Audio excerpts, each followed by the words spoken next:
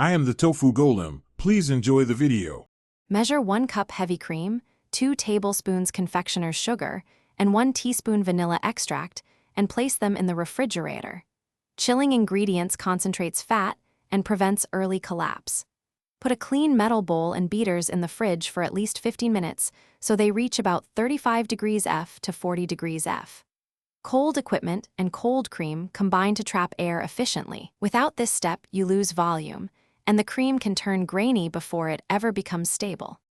Bloom 1 teaspoon unflavored gelatin in 1 tablespoon cold water for 5 minutes. Then gently warm until fully dissolved but not boiling. This stabilizes the cream.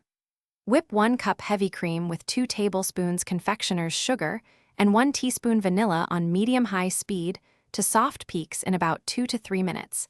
Then slowly drizzle in the dissolved gelatin while whipping to medium peaks. This yields a stable whipped cream that holds piping shapes and resists weeping for hours. Use stabilized whipped cream immediately for filling or piping.